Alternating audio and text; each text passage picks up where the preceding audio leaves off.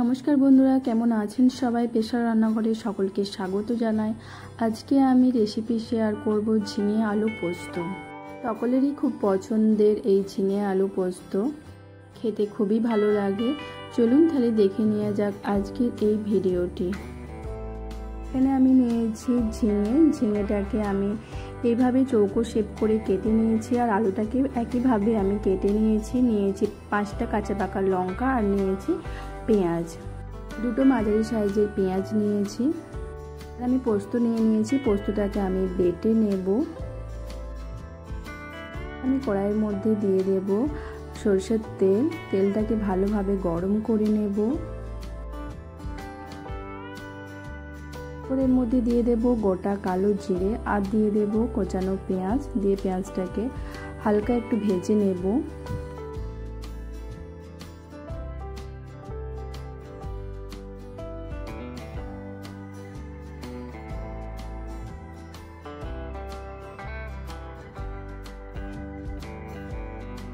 পেঁয়াজটা বেশ হালকা করে ভাজা হয়ে গেছে।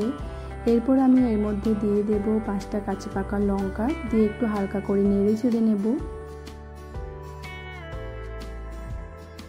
এরপর এই পেঁয়াজের মধ্যে দিয়ে দেব কেটে রাখা আলুর টুকরোগুলোকে দিয়ে আমি হালকা করে আলুগুলোকে ভেজে নেব।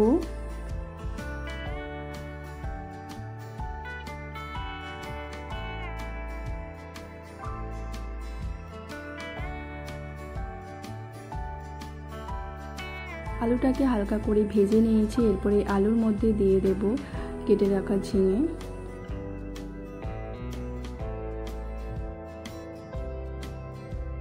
এরপর আলু আর ঝিঙেটাকে ভালো করে ভেজে নেব।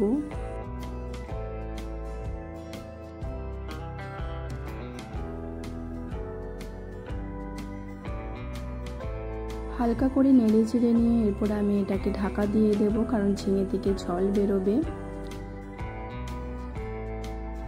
ঢাকনা খুলে নিয়েছি, দেখতেই পাচ্ছ ঝিঙে থেকে হালকা জল বেরিয়েছে।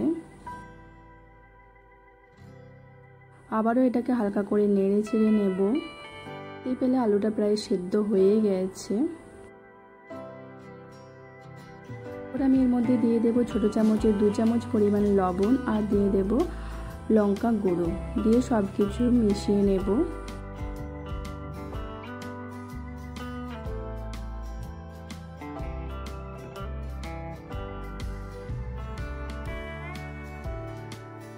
এখানে ঝালের পরিমাণটা আপনারা আপনাদের স্বাদ অনুযায়ী অবশ্যই দেবেন।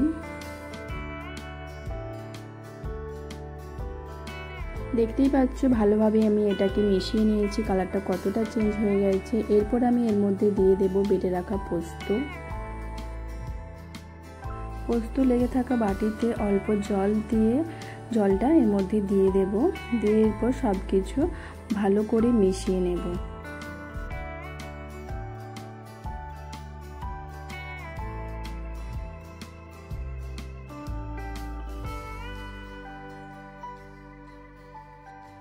জলের পরিমাণটা অবশ্যই আপনারা আপনাদের মতন দেবেন। এরপর এটাকে ঢাকা দিয়ে 7 থেকে 8 মিনিটের মতন আমি রান্না করে নেব।